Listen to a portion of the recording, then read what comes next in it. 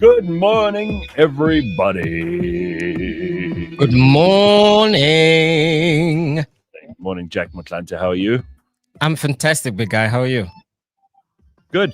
Nothing to moan about, nothing to complain about. Well, I mean, if they look right, if you look for things, you'll find them, basically. Yep. But all good, all good. All gravy. All gravy. Yeah. So what's been happening, man? I haven't spoken to you in a while. How's your 2024 turning out? I mean, we almost got through the first month of it. So January will soon be a thing of the past. But how are you doing? Yeah. I've been great. This past weekend we were celebrating my cousin's birthday, so all of her friends came to the house. It was filled with estrogen, but I survived. It was great. It was a lot of fun.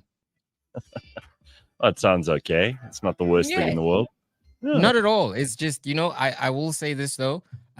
Drunk women are very loud. Like, I understand drunk people in general are loud, but when it comes to the female species and alcohol, it's unbelievable.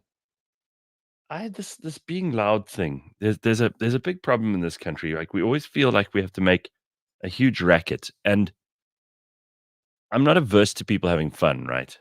Yeah. But I walked past two people the other day in a public area, like a shopping mall or whatever. I can't remember exactly where it was. Mhm. These two people were standing this far from each other, like two heads away from each other. Yeah. And the volume was, I don't know, 120 decibels. It was insanely loud, and they were right next to each other. Again, two women in this case. I'm not saying it's always women, but Yeah. for some reason, these two thought that everybody else needed to also be partial to their conversation, which I do not understand. And I think across the board, it's a very South African thing. Like, you have these high pitched kind of female interchanges where they're screeching at each other for some reason. You know what I mean? I don't understand it at all. For whatever reason, I think people have it in their mind that the louder you get, the easier your message gets across. But it's like, no, don't raise your voice, better your argument. But like, for whatever reason, people just raise their voice. Oh, and they're not angry with each other. Don't get me wrong. Not at all. Yeah. Usually, when you say raising your voice, you mean angry. These are two friends clearly talking to each other. It just seems to me that the louder you are prepared to be around complete strangers, the less important your conversation probably is. Mm. You know what I mean?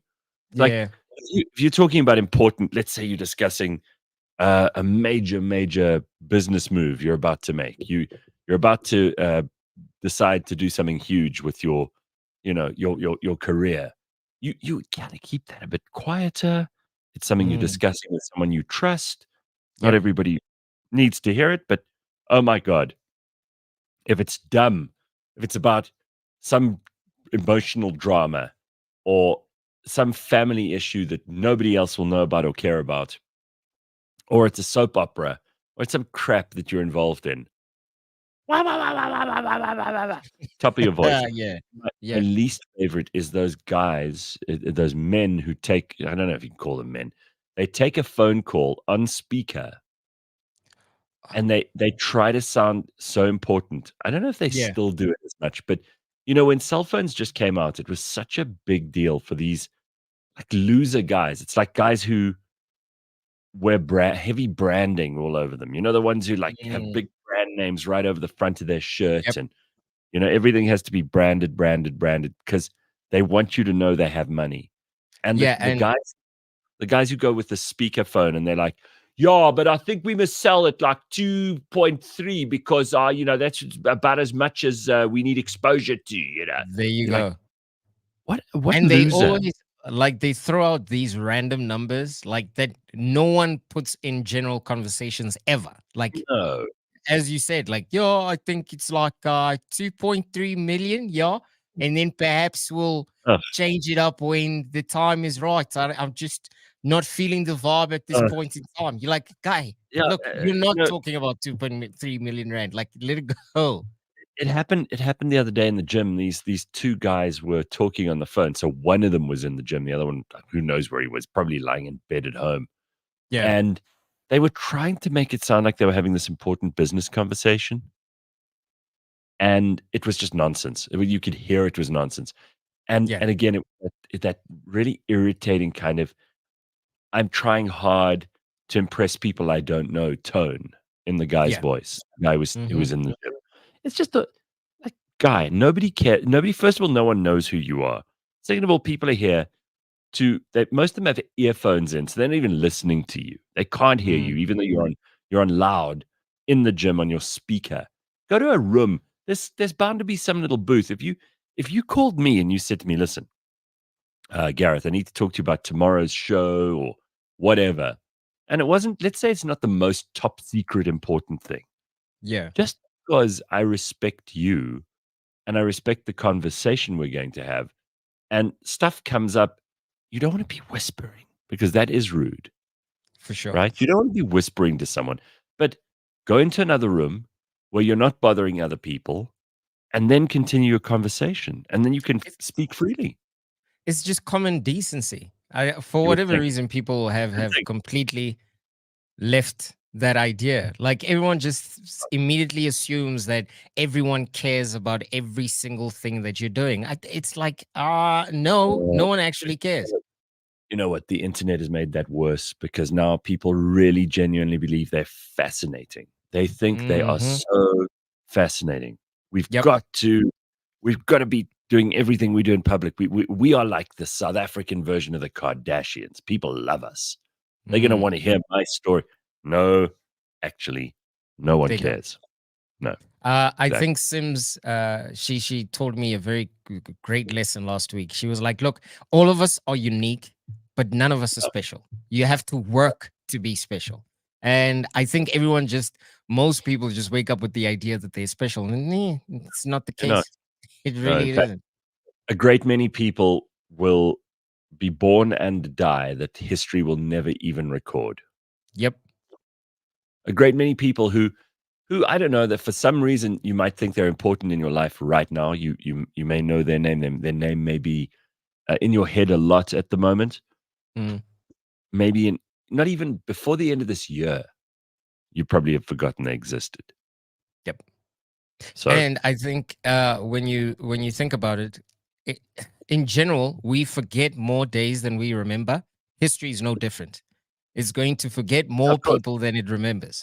So yeah, it's just the way sure. it's just the way the cookie crumbles. I'm not I mad heard at it. No, I heard a cool thing the other day, when we were coming to the end of 2023, and people were talking about what they've felt they've achieved, where they've gone, what they've done, what kind of a year it was, etc. And you can Mm, only have those conversations for another 2 or 3 days before you start sounding silly now. But mm, they pointed out something cool that I thought was actually a really good idea.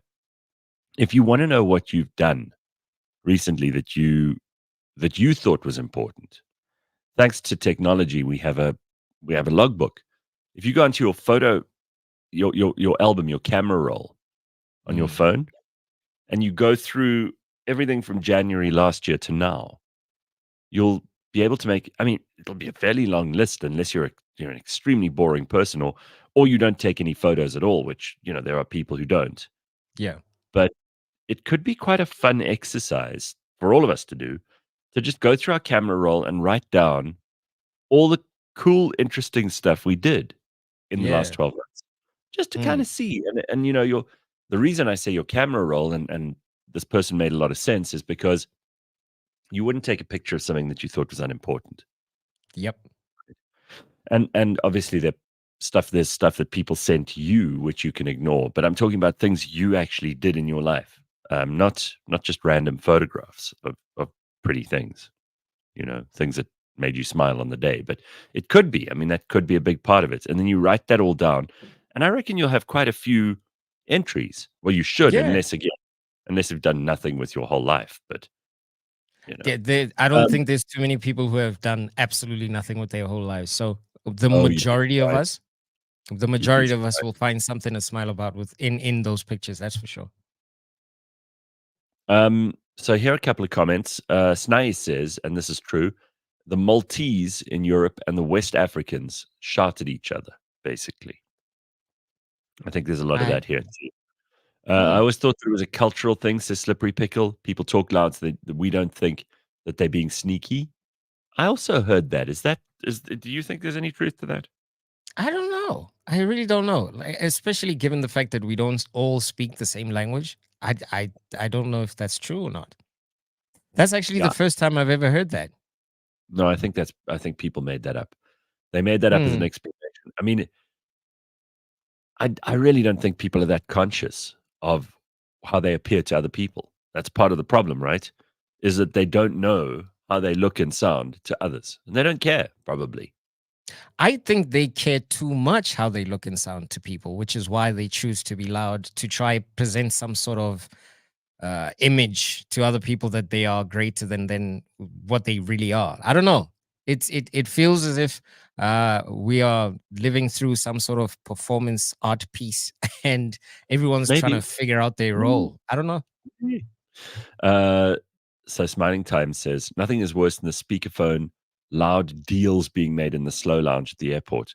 Levels of Mm, self-importance reach new levels there." Yeah. yep. Especially it's a weird thing like the airports, I suppose, because people imagine that they're dealing with important because they're traveling people, Yep. you know? What a It's lot of all nonsense. perception.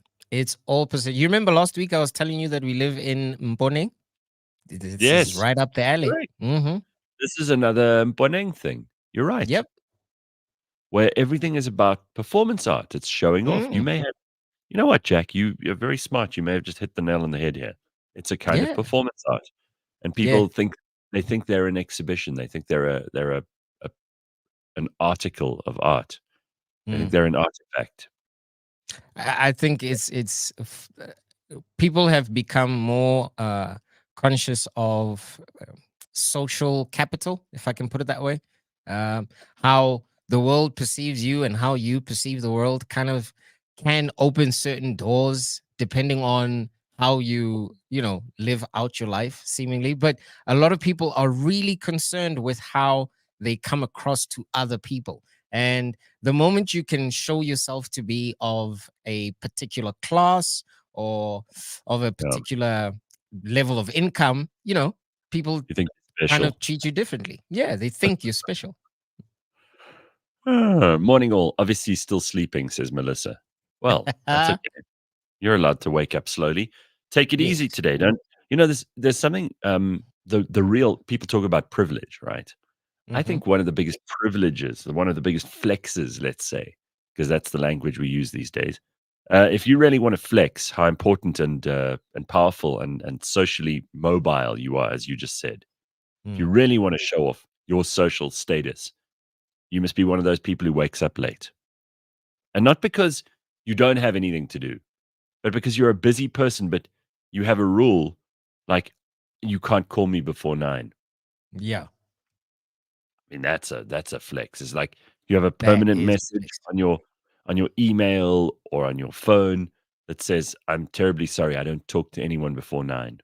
Yeah. That And would no be one calls you before 9. Like absolutely no one. yeah. Mm. It's like having most probably at 9 in the morning, you've got the long list of people just waiting to pick up the Yeah. phone just to call you. Mm. Tatra says, "I have speaker iPods for calls. I extract from all view because someone might be speaking to them. You're not. I don't understand. That's the worst typed up message I've ever seen in my life. So try that again. Unless you're driving, that if that's how you type, I would rather hear from you in a call because your typing is shit." Yeah, Um, no, that made absolutely no sense. yeah. Michael John says, "I have my focus set to," and then he leaves us hanging. Hmm. Okay. What's going on? Well, Are people do thinking in you half this morning? Like, I think a lot of people are just waking up.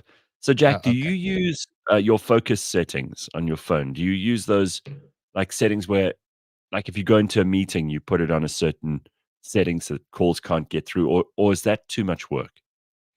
To be honest, my phone is not that busy, so I can easily walk into a meeting and just put it on vibrate or on silent and get back to whatever I need to get back to straight after the meeting.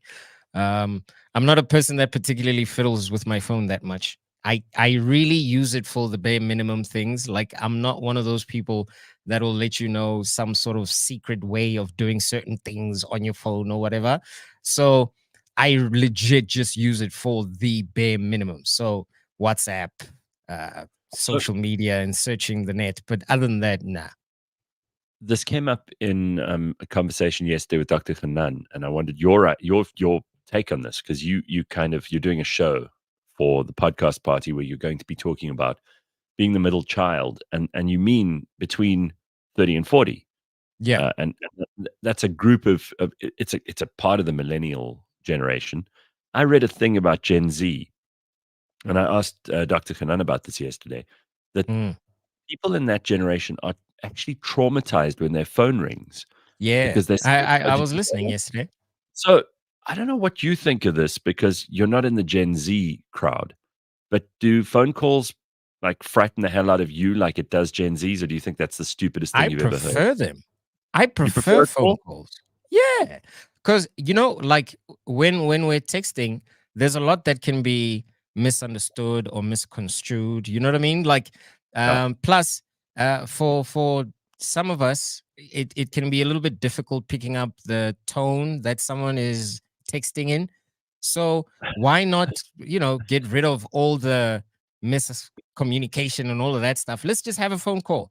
That way you can completely express whatever ideas you have, and I can reply in real time.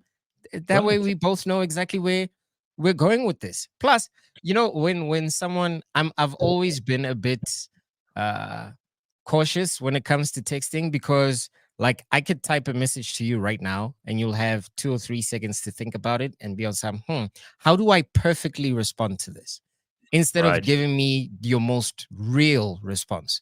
So if I've got you over the phone and I say something to your dislike, or something that you actually like, I can hear your reaction immediately. It just feels a bit more honest. Well, I think a big part of that article that I read from the New York Times was that a lot of these Gen Z people want to be able to craft a response. They don't want to Mm, have to respond immediately. So with a text message, if you, let's say, for example, it requires a huge amount of thought. Let's say you haven't actually got your ideas lined up. You don't actually know what you want to reply with. Then it gives you time to figure it out, right? Because yeah. you always say, "Oh, well, I saw your message, but I was busy with something. Can I get back to you?" And then you can craft a very careful message around that. Mm, mm. So And there may be some merit to it, as much as it sounds ridiculous that these people are traumatized by a call. You know what I mean? I I don't know. I don't think it's them saying that they are being traumatized by a call is it's again trying to be special. Um and it's just soft, man. Like, you're just being a crybaby. You're just being soft. Just grow up. Like, grow up here, honestly. Yeah. What No, what it's me. what could possibly happen on that phone call? Like, if you're going to Well, receive bad news, it doesn't matter how you receive them, they still bad news. Whether yeah. it's a phone call or a text. It No, really doesn't matter. no. So I'm just one of I'm old school. Give me a call. In fact, I would much rather you and I have a 2-hour conversation over the phone than Oh, for us to no. text the whole day. Oh, no, no, no, no, no, no. You see, you just went way too far beyond what I think is acceptable. Like, a phone call has to be Yeah. quick. Why? Please do not Why? give me a 2-hour phone call. What are you? You sound like a woman. And I mean Eh, no disrespect, but women can have long phone calls. I can't. Yeah, well, Really? maybe I'm on the phone with a woman. Yeah, but I mean, even if you love her, 2 hours on the phone? No, dude. Yeah, sometimes it happens. It happens. All right. So quick thing that I have to throw in here. Tomorrow, we of course have our interview of the week. You know, we do this Wednesday thing now where we play out one interview, and we're talking to a guy called Graham Codrington. He's a futurist and a scenario planner and expert in the future of work. So this may be Mm, interesting, especially if you've just started something new. You know, your year is just getting going. You're wondering what the big trends and the moves are going to be in the next couple of months. Well, he's the guy to talk to. I spoke to him about local, global politics, remote work, where the workplace is headed this year, and how you can make technology work for you. Chat GPT, all that stuff. Yep. Also education and importantly, what you should be leaving behind in Mm. 2023. What kind of stuff we should really move away from because it's just no longer relevant to our lives. So that's going to be interesting. That's tomorrow. Don't miss it. And make sure you subscribe not only to the YouTube, which you can do right now, you can just click that button. If you're watching us live on YouTube this morning, just click the subscribe button, also the notifications button, so you can see what's going on and get regular updates as we put new content up, whether it's live or it's recorded. Mapelo says, I also prefer phone calls. I hate typing. I have to think about the right words to use. Calls are more natural and honest. So he's There entirely you on your go. side, right? Hmm. David says, if people claim to be traumatized by a phone call, I would suggest they have no idea what trauma actually is. Yes, that's Thank the you. point. But that Yep. word is being used. That word is being used everywhere. It's like there are a couple of words that are just so overused. I want to retire those in 2023. The first one that I can think of is journey. When Hmm. people say they're on a journey, Yeah. and I don't know if you've heard this from like somebody who's got a job in bookkeeping at the local nursery school will say to you, I love my job. It's just such a journey. And you're like, honey, you keep the books for the tuck shop. Stop Yeah. pretending that you're on some quest to throw the ring into Mount Doom and Mordor. Hmm. That's a journey. You know, Yeah. honestly, like you just stop using that word. People have got to stop saying it's a journey. My life's a journey. Everything's about a journey. The other one is a lifestyle. Somebody somebody may like motorbikes. Okay, let's say you're a Yeah. huge motorbike fan. You just you know everything about these amazing pieces of technology, these vehicles that are just incredibly fast and maybe to you they're the sexiest things in the world. But don't go telling me it's a lifestyle. The- It's not. It's a vehicle. Yeah. A piece of equipment, right? Yep. Unless you're Not part of a bike club or something like that. but That's when even it becomes a lifestyle. but I still don't think that's the appropriate word. It's like it's a hobby. That's what it is, Yeah. right? Yes. Yeah. Because people use lifestyle for everything. Well, I've started enjoying wearing Crocs. It's such a lifestyle. No, No, it's it's not. it's a really bad piece of fashion equipment. That's what it is. That's it. Do you know So, what I would also wish we get rid of? yeah. Yeah, the whole idea that you've got your truth. Or no, I'm Oh, just living in my truth. It's like, no, but hasn't that been so widely discredited? That's such an it, Oprahism, it's so right? annoying. It It's is such an so Oprahism. annoying. Um, so the journey, I'm sick of. The Mm, lifestyle, I'm tired of too. People use mm, that. It's a lazy way to explain a bunch of factors is to just lump them all together and say it's a lifestyle. The other one that I'm mhm. sick of is people using words that have a very specific meaning for something very general. Like, for example, trauma Yep. or being traumatized. Mhm. If it's a small little thing and it's traumatizing you, I would say that you don't understand the word trauma. No, you Not don't. that you not that you don't have a legitimate gripe about something or there isn't something that's upset you. That's all fine. We could talk about that, but don't use the word trauma. Say I'm Mm-mm. upset. I'm upset. Whatever happened to just I'm sad. I'm upset. I'm cross. No, it has to Mm. be I'm traumatized? So It, all of these it's things. Let's just stop this. yeah, we've got this elevated idea of self these days, which is pretty annoying. I also find it very annoying when someone self-diagnoses themselves, like they're Yeah, just yeah. I'm walking so around depressed. saying, "I'm Yeah, so depressed. I've got so yeah, much anxiety," and what? It's like, eh, I don't know. Have you spoken to a professional about it? yeah. And the Well, answer is always no. It's like, okay, I don't buy it, bro. Just you know, have a glass of water and call it a day. Like, please. and here's another one. Community. The moment anything is shared by more than 2 people, they think it's a It's a community. community. Oh So my enough man. of this. And you hear people talking about something. like, well, in my community, you're like, what? The 3 people who live in your house? The Like, the 10 people in your extended family? The the 5 friends you've had since varsity? What are you talking about? Uh, come on. let's be very specific. I'm just tired of people misusing words. Like, there are actually definitions you can look up for Mhm. words. Mhm. So stop saying community if you mean me and my friends. It's not a Yeah, community. it Uh, isn't. yeah, if it's you and your aunt and your gran, and you get together to gossip about the rest of the village, that's not your community. You know what I mean? Yeah, it's just a couple of people. Exactly.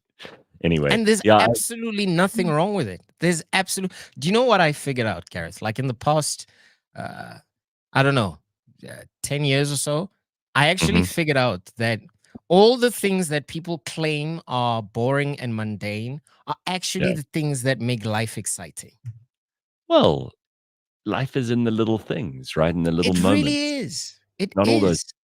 not those big standout. Like, I drove home yesterday.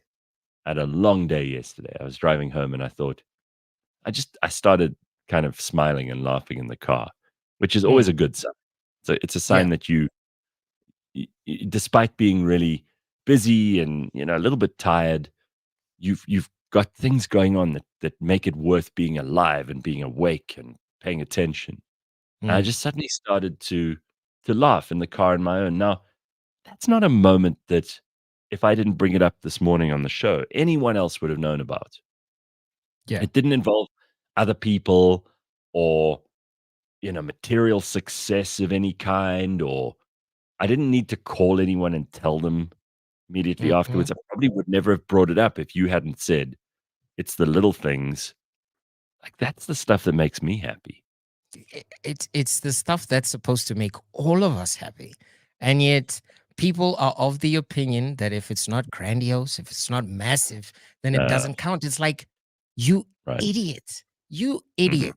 Like Right. every time I get home from work, like the moment I see my dog, Oh, no man. matter how, it doesn't matter what type of day I was having. If I was having a great day and then I see my dog, my day just gets a little bit better. If I was Yeah. having a shitty day and the moment I see him, like he's so happy to see me that I forget anything that I was thinking about before then. And I'm so I'm it's so with you. amazing. Yeah. Yeah. I love that, dude. Hey, Oh listen, man.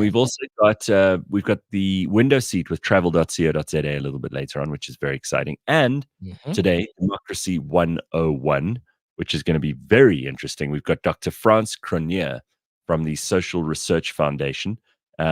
They've produced some amazing and really solid research around South Africans and what we think about political parties, the upcoming election, the future of the Mm. country, the propensity for violence around political issues.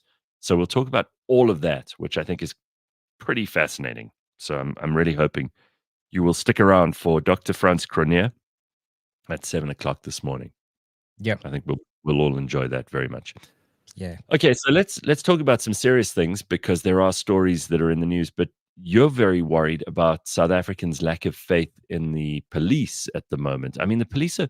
So I just want to quickly point out two really amazing experiences I've had with the Metro Police. It's not the police, but yesterday pulled over going onto Grayston Drive.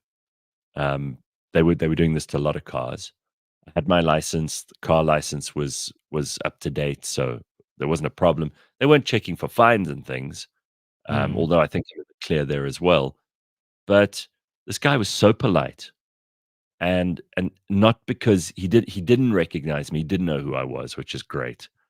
And he was doing this with everybody, because I watched him do it to the car in front of me. Comes to the window, not no like grimace of like, "I'm gonna get you, you shitty citizen. I'm here to make your life a misery." This guy was polite. He was friendly. He was helpful. He was like, "Listen, I'm just checking to see everybody's licenses are up to date.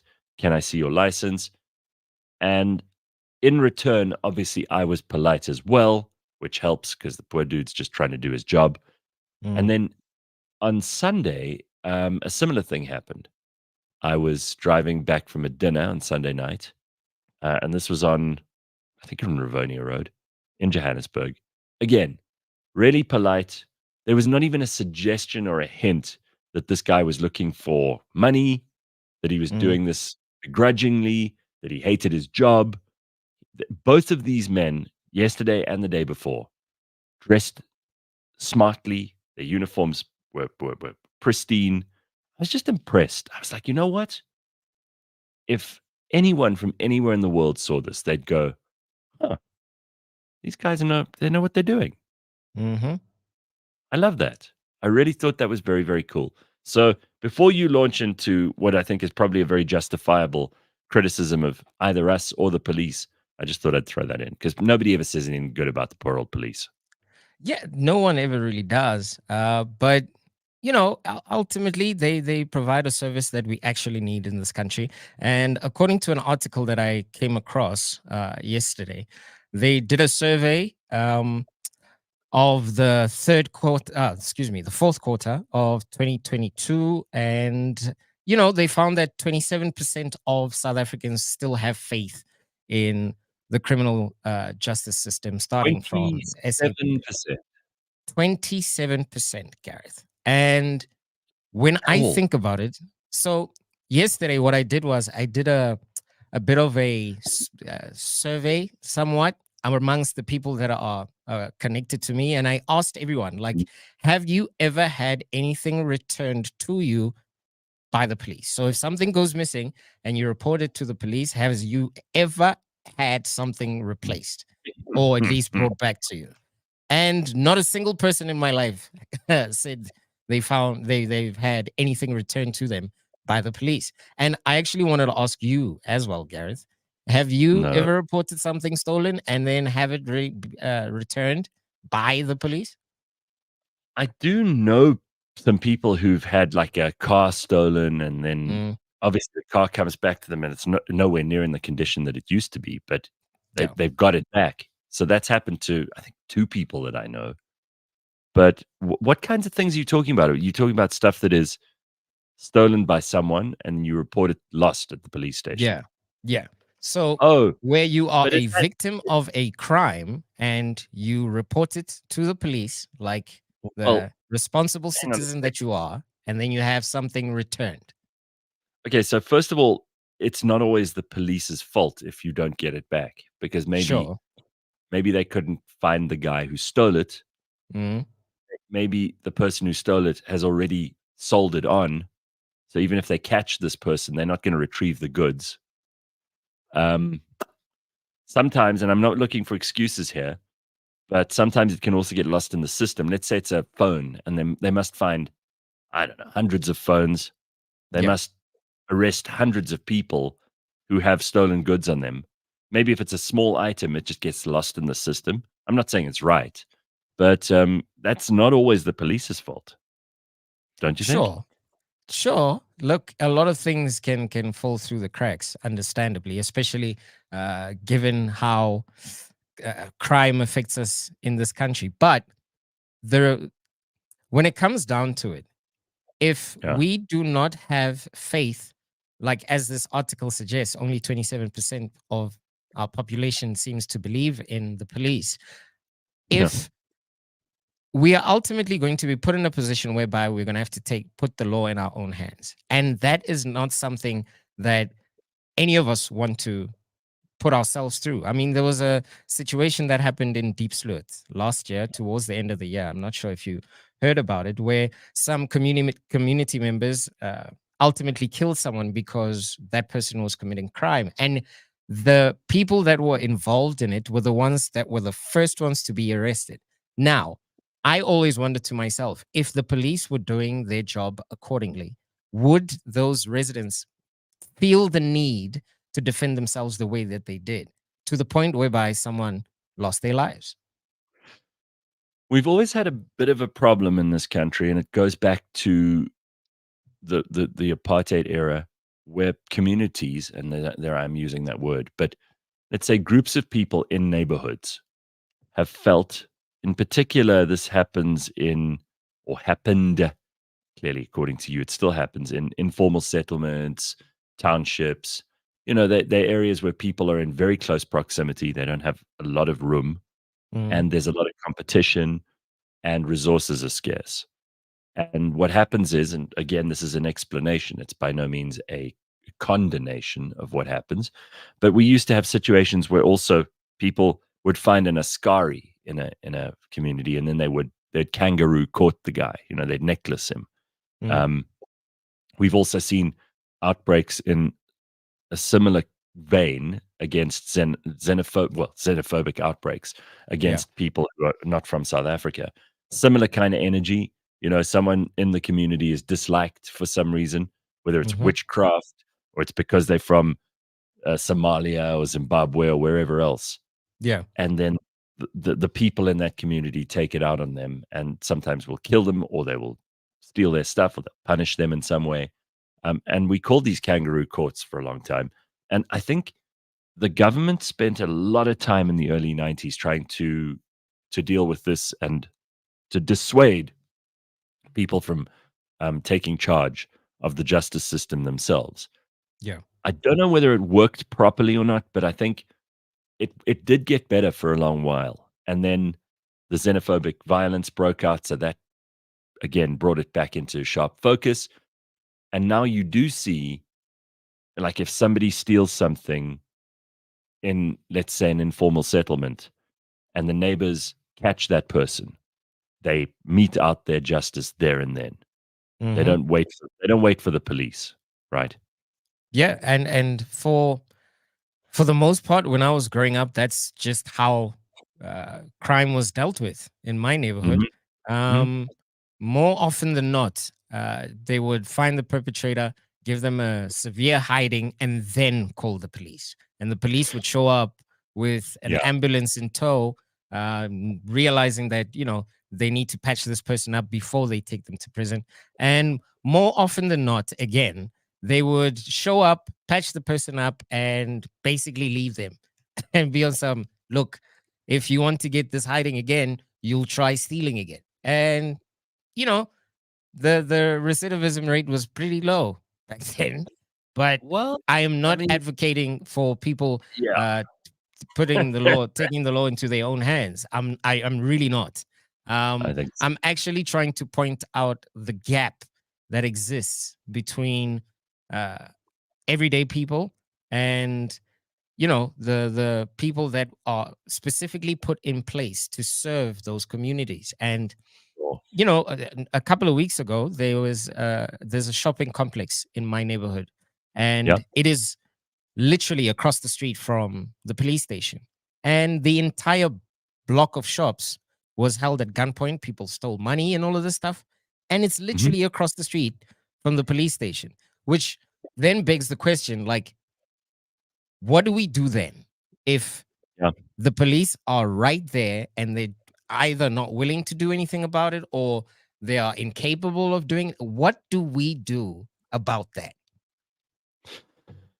You can't, if we have a criminal justice system at all, then that Mm, should be the only way that we deal with crimes, small ones and big ones.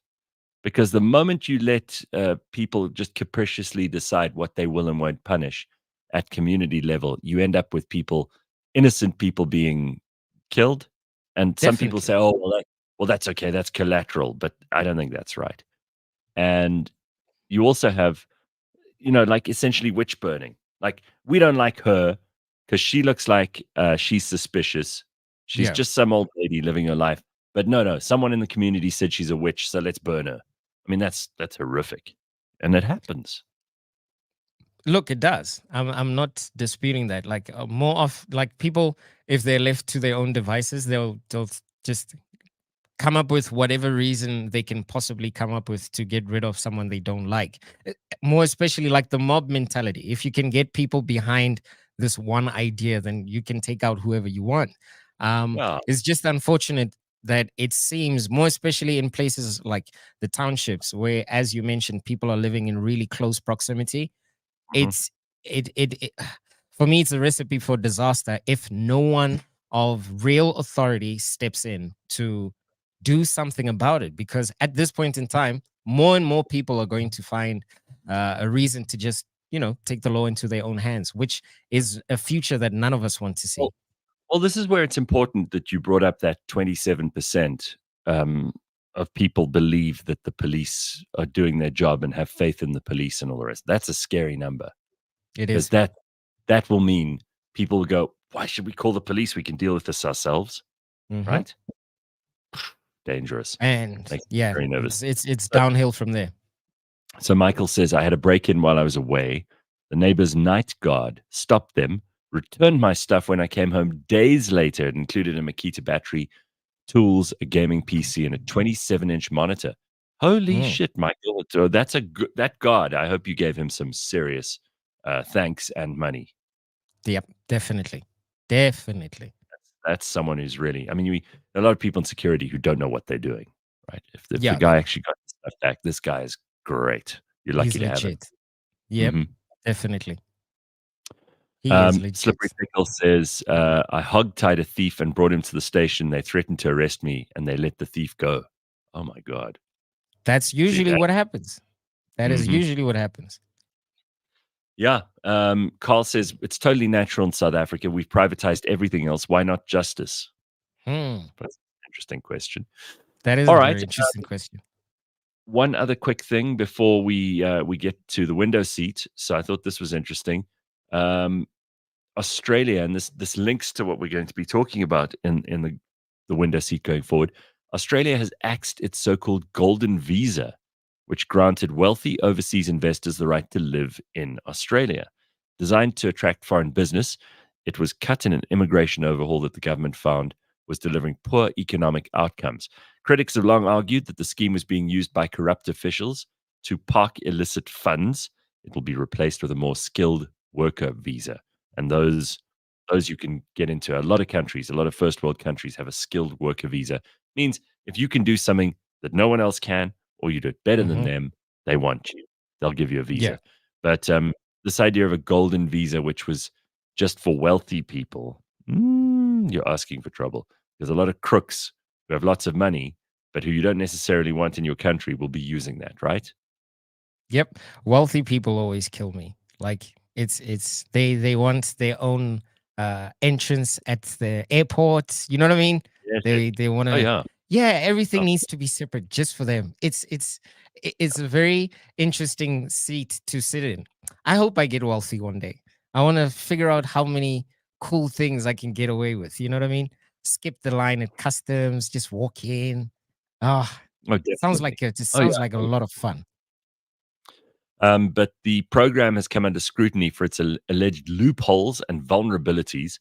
In Mm. 2016, a government inquiry raised concerns that this golden visa system had the potential for money laundering and other nefarious activities. You hear So, that? You need to be wealthy to be accused of money laundering and loopholes yeah, at there's no airports. poor people. There's no people money laundering who have no money. There you go. Like it's I'm telling you, Gareth, one of these good days, I don't know. I'll try win the Powerball in the next couple of days and see Oh what wow! kind of Boy, and see you what kind try of and win. great fun You and we can come up with. you and 20 million other South Africans trying to win the Yeah. Powerball. Go ahead. Yeah. Go It's ahead. a scam. It is a scam. All right. It's time for the window seat. This is our opportunity every couple of weeks where we get to talk about travel. We get to look at Mhm. it in detail. And of course, it's brought to you by travel.co.za. Go and check out the travel.co.za website. I know many people are just getting back from holidays. Maybe you were lucky enough to have had a break over December, but you've got to start planning. And the further in advance, the further ahead you book these things, the better. And we've obviously been talking to some of the best people in South Africa over the course of last year about travel, about the secrets around travel, the hacks that can get you ahead, the things that'll make your life a whole lot easier. Today, of course, no exception to that rule. Jacqui Reid joins us. Jacqui is the incentive and global immersion specialist at Tourvest. So, what that means, Jacqui, is that you are the one who can tell us what's on the calendar. How are you for 2024? Good morning, Gareth. Nice to see you, Jacqui. So, you deal specifically with sports and incentive trips. These are for companies, and there are probably a lot of South Africans who last year would have taken advantage of some of the offerings that you guys have at Tourvest in terms of sport, because we had so many sports events on and so many that involved South Africa. So you look at the calendar in January of 2024. What have we got to look forward to this year? What are the big sporting events that we can build things around? Well, I think, Gareth, the Summer Olympics happens this year again in France, Paris. So that's a Right. big major. That's Sure. Summer Olympics and the Paralympics. We've Mhm. currently got the AFCON on at the moment. Mhm. We've got the Monaco Grand Prix. We've got Wimbledon, Roland Garros, rugby sevens. There's so many major sporting events that are happening. And I All right. think we've So, just had one with Aldricus du Plessis. That's pretty major. oh, that was a big one. Do people fly out for fights like that? We never had any, but I think there are. He's got a big following. Sure. So let's just look at clearly France is still cleaning up, because we mentioned the Rugby World Cup last year, and then you immediately brought out the Olympics, which I'd forgotten was in France. And then we've got, Roland Garros as well. So obviously Paris is a good place to be this year, has been for the last 2 years. Um, is that a very difficult thing to do for, let's say you're a big company and you need to take 10 people to these things? Is it very easy to book a group booking like that? How does it actually work? Oh, we use DMCs that facilitates and assists us in these bookings, and they're very knowledgeable about the destinations. So it's easy when you've got someone that's there on the ground. I was lucky enough to take a group to the Rugby World Cup last year, and we Mhm. had a really, really great support team on that side in terms of booking the travel. We obviously book the flights and accommodation, but the ground handling, we use a DMC, What's it? What does DMC stand for? What's it? I thought it Destination was, Management Company. oh, I thought Okay. it was a deep, meaningful conversation. Sorry. All right. So, I mean, you get there with this group of people. Obviously, it's a lot harder to arrange a very big group than it is to do a small one. But are these things very expensive?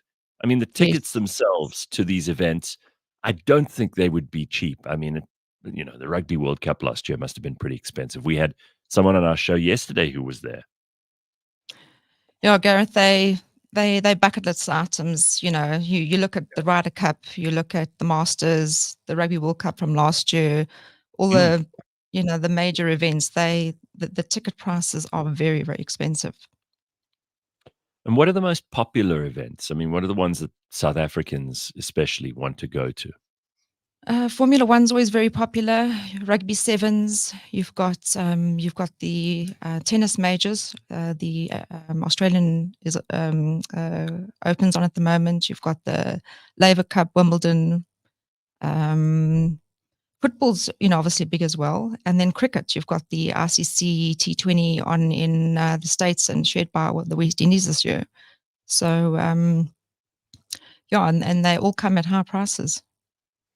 But I think if you're a big corporation and you've got targets and you've got a team who are trying to reach those targets, and you've got people who are competing internally for kudos, for rewards, for these incentives to go their way, I mean, it's a hell of a nice thing to happen.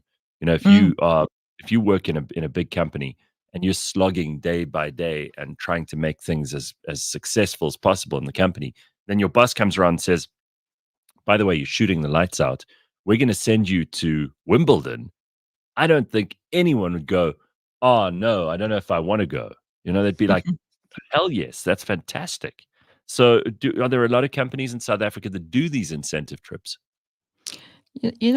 Just stepping back, sports, most people are passionate about sports. So that's really, Yeah, tugging at your heartstrings. So, sure. yes, anyone would jump at that opportunity. Are there many companies in South Africa that do these things as part of their internal, sort of HR reward systems? Is that what they do? Is it, very structured? Are there lots of them or just a few? No, we see it increasing. year on year. Sport has become very popular in the centre market. Okay. Well, there are a couple of other things I need to know. What was your most recent big sports event that you went to? Because you obviously have to go along with some of these. You've got people to look after, right? Yes, I think I've already mentioned it. I was fortunate enough to go to the Rugby World Cup last year, and I was at the two semi-finals and the final, so it was pretty amazing. Hectic. Now, all three of the last big games. Unbelievable. Yes, and they just everything just fell into place, 1 point at a time. And isn't it awesome if we also win? If South Africans are there and South Africa cleans up, that's just the best possible outcome, right? Yeah, Gareth, the Sunday before I left, we had just won the quarters, so that was amazing. We knew we were going to be in the semis, and then we won the semi game, and we were in the finals. So it was just, it was absolutely amazing. And that semi-final could have made anyone's heart stop. That was one of the most thrilling games of rugby that I personally have ever watched. The fact that you were there personally, just it's mind blowing.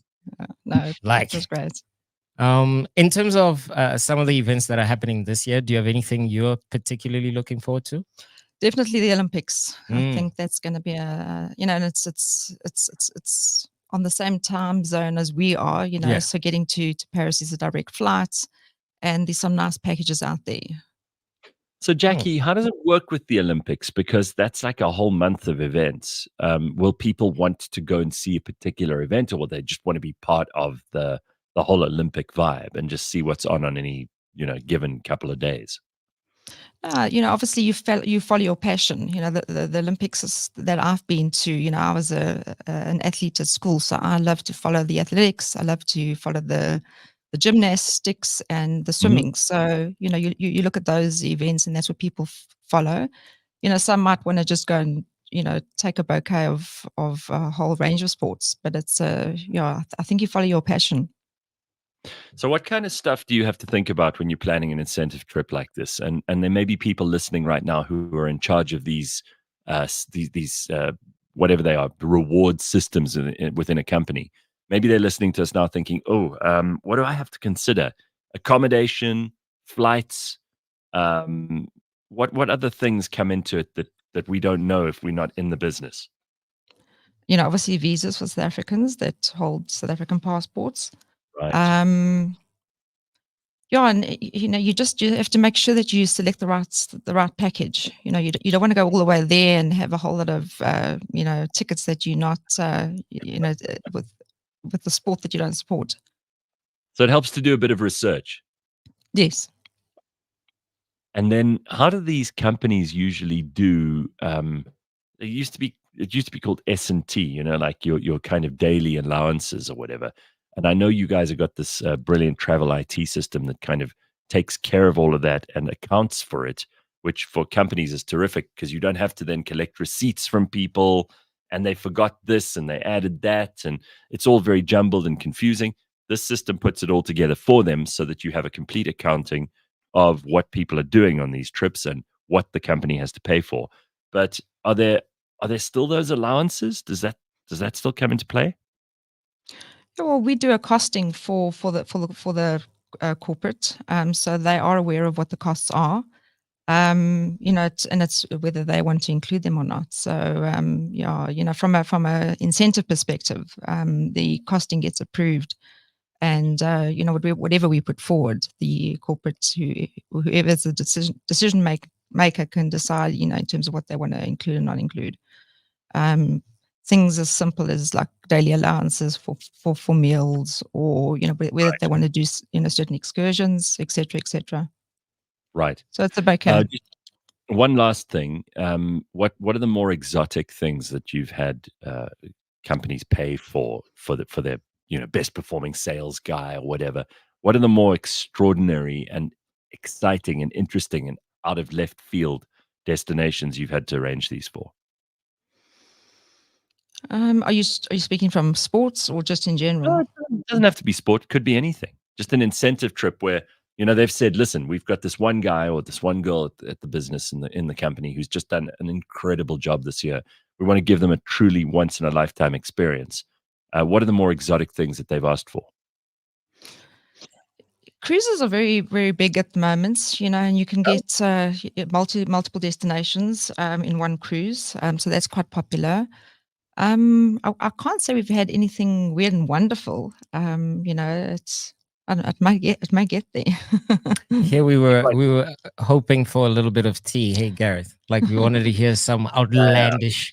Yeah. I know a couple who just went on holiday to Turkey, and they decided on a whim to go to Moscow in Russia. Now we know that Russia's at war at the moment, so most people would probably not decide to go there. They said they had the most amazing time there. It was absolutely spectacular, and in the middle of winter, but they said they loved it. So I'm just wondering, if you do your research and you really find Yeah. something truly amazing, you guys can help put that together.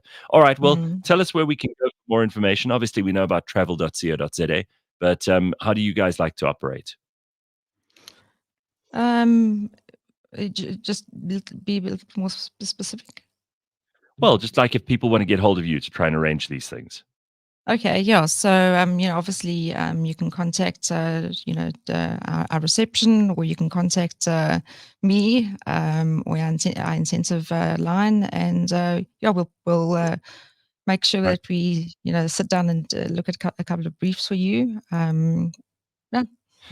Jacqui Reid is the incentive and global immersion specialist at Turvest. You can get hold of her. We'll put all the details up on the website too. Thank you, Jacqui. Nice to see you. Thank you, Gareth. Thanks very much. Cheers. There's Jacqui, and I hope you're ready for Democracy 101, which is coming up next. Very exciting stuff, featuring Frans Cronje, who we haven't spoken to for a long while. He has some amazing research, which I think is going to give us some tremendous insights into what South Africa's thinking, where we're all at. The elections are coming up this year. We've got a lot to worry about, think about, consider. And Frans has got he's got his finger on the pulse of exactly what's going on there too. Lots of cool stuff on the way. Don't go anywhere. cliffcentral.com. It is Tuesday.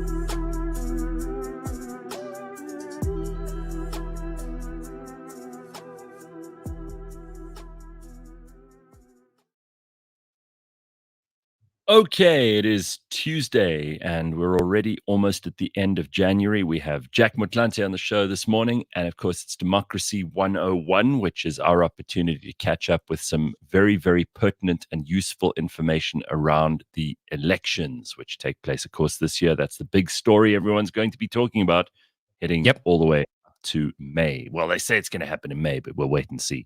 So one of the things that I'm always excited to do is to speak to, and you don't need an excuse really, but they've published a whole bunch of research, which makes this very timeless. But Dr. Frans Cronje, who's with the Social Research Foundation, they are a South African think tank established in 2021 to promote democracy and sound public policy. They do very interesting research, and they've been asking South African voters about political parties, the upcoming election, the future of the country, and so many other things. So let's welcome Dr. Frans Cronje. Hello, Frans. How are you? Gareth, very well. And you? Very Jack, good. Morning, Frans. How are you? Very well. Nice to meet you. And Gareth, it's always wonderful to see you again. Good. Frans, I'm always amazed at the kind of on-the-ground research that you guys are able to publish. And I'm thrilled to see all of this stuff. There's some very interesting questions that you've asked of people. It's always, before you launch into something like this, you always have to kind of create the caveat, and you have to give people an idea of what the size of the sample was and how you did your research and all of that stuff, because people will inevitably want to poke holes in it, and they also want to know how thorough it is. So do you want to just give us the background to the Social Research Foundation, what you guys do, where you're from, who it includes, what kind of people you ask questions of, just so we have some idea of the context for the latest research you've just published? Yeah, if you've been following some of the American stuff, because they've got an election this year that's even more exciting than ours, and you follow that closely, you'll know that you can go to a whole range of American sources, and you can find actual data in real time on how various candidates are doing in various races. And if you've been following South African political stuff for however long, you'll know that you can't really do the same thing, and that a lot of what passes as analysis here is kind of the opinions of what are called political analysts. Yeah. And a while back, a group of people with real interest in where the country's going thought that we can't continue like this, and said to me, what could we do about it? And we created a small policy group, research group. And what it does almost exclusively is it commissions research, polling-based research into the opinions of South Africans. What are they thinking about? And how do they think? And the way that we do that is we do a survey. So we take a sample of people. We do it almost exclusively cell phone based. Now the surveys are created to make them demographically, geographically, and socioeconomically representative of the population of the country. So that's how you select your sample. And then we ask people a battery of questions. If we do a survey of about 3,500 people in SA, we come back with what's called a margin of error. And that is how far off, above or below the actual figure we think the survey results are. So at a survey size of 3,500, we can get margins of error down to around 2%. So what that means is if we tell you, party X is at 50%, it could be 52 and it could be 48. Okay, but that's a narrow margin of error. I mean, that's pretty useful because it's specific as hell. Yeah, that's very expensive to do that. If you take a sample size of, let's say, 1,300, 1,400, you get margins of error that approach 4 or 5%. So we'll do a combination of both. So you'll do these really big in-depth ones. And then after that, you can do some smaller sample surveys. And we'll often ask the same questions. And if we start to see that the answers on the smaller samples are diverging significantly, then we know it's time to go back into the field and do a big baseline. The other ways of doing it as well, and an amazing thing we're going to do for this election, is we're going to poll it every day, about 6 weeks before the date of the election. Every party, every province, and publish that data. And that's going to become so precise when you do it that way, that we should, way out from the actual day, the result should be absolutely nailed down. So that's how it's done. That's phenomenal. Yeah. I just want to ask you, because you mentioned how in the US they've been doing this for a long time, and the polls have, these opinion polls and exit polls and all the rest of them become like a cottage industry in America, and a lot of them are taken very seriously. But there was that famous occasion back in 2016 where all the polls were saying Hillary Clinton was going to dust the floor with Donald Trump. And so many of them lost credibility. It is a bit of a dangerous game to play with polls like this, because if you get it wrong and your credibility is dashed, it's very, very difficult for all the polls, regardless of how qualitative and careful and methodical and specific they tend to be. All of them get tarred with the same brush, and then people go, "Oh, you can't believe the polls." Look, polls in America are ranked by their accuracy historically, so that's available. You can have a look at that. The 2016 data, a lot of the polls were right on what was happening in that race. And remember, those American races have become very, very close. It's a couple of, 100 votes in a particular state gives you the electoral college votes for that state and the implications for the outcome of the election. Also, when it comes to things like Mr. Trump, there's such absolute hysteria on the left side of the American media that the idea is created, often at odds with the data, that there's no way on earth. I mean, you see these on YouTube, you can still find them, these sort of MSNBC anchors saying, possible, never win. This is why it's very good to go back to the data. And in America, if historically you've taken a cross-section of the data and understood how it's done, you would be very close to the results of those elections. And the same is historically true for research that's been done in South Africa, poll-based election research. Okay, well, that's like a bit of a preamble, just so that people can, have some idea of how exactly you go about doing this. But the questions that you've asked in this first batch of surveys, and I've seen some really interesting stuff that people ask me about, and I say, look, I don't know, but you've been able to figure out the answers to those questions. So let's go through a couple of these things, and you can perhaps, again, give us the background to where it comes from, and then tell us about the results. So apparently you've looked at the Western Cape quite carefully, and I think that's an interesting place to look. What do they think of their DA government in the province? Do they think that the DA cares about them and their communities? Yeah. Look, what we try and understand more than what the election result is, which actually isn't our focus, is what motivates the voting behavior of people. That now, because it happens to be an election year, but broadly after election years, what motivates behavior in the country, and opinions, protest action, all that sort of thing. So in the Western Cape, the DA is solidly consolidating its position. I'd thought that we'd see what I call the coloured nationalist parties starting to make a run into the DA ranks in the Western Cape, but we're not seeing that. Instead, we're seeing a variation. Is that like the Patriotic Alliance, for example? Yeah, it's like Gayton and his PA, and he's a big personality, and he's actually, in my experience, a very capable political thinker. See what the on-the-ground strategy is and how that translates. So I thought we were going to see inroads into DA support in the Western Cape, but we're not seeing that. We're seeing a variation on the theme, ballot splitting. In the province itself, the DA is stronger on the provincial ballot, because remember, in an election, you vote on your provincial ballot and your national ballot. Whereas on the national ballot, it's a little bit off the provincial score, because of ballot splitting in favor of these coloured nationalist parties. So the idea is, in the Western Cape where I live, I'm not going to take a chance on these new parties. I'm going to stick with Helen Zille.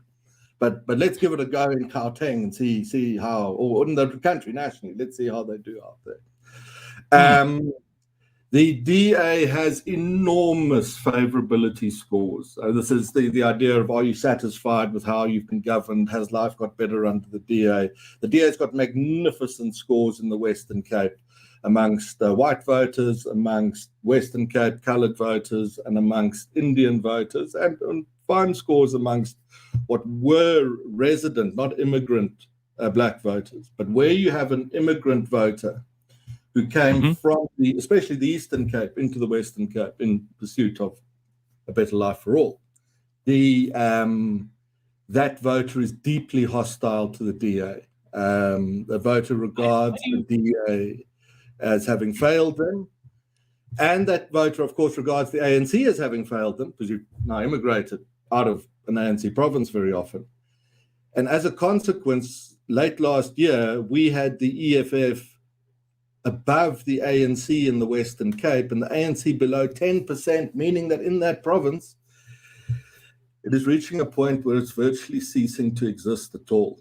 And those immigrant voters have turned EFF, and we'll test these things before the election, but had it been last year, the EFF would have beaten the ANC in the Western Cape. Right. Sometimes That is these polls, Jack, just sometimes these polls give you a bit of insight into human nature more than anything else.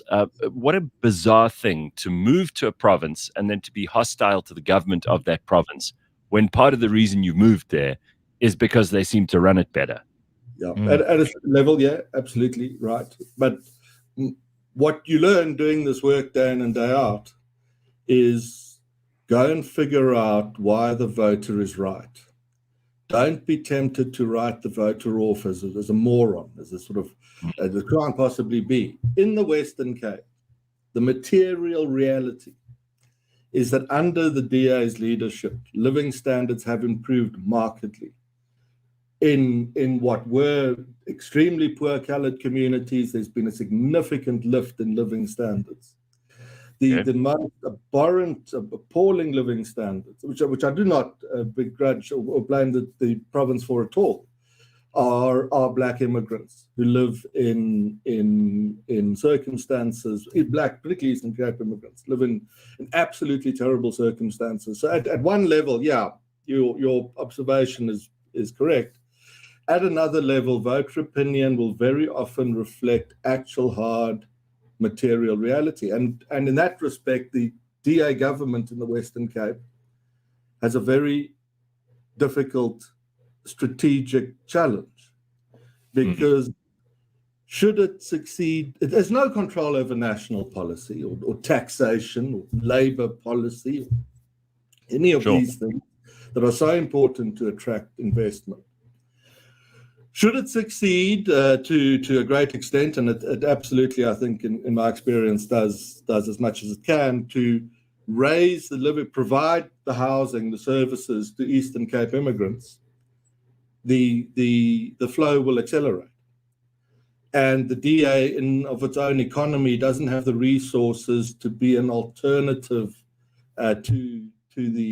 an alternative economic option for the millions of desperately poor people who live in the Eastern Cape. And if you actually just put yourself in that position,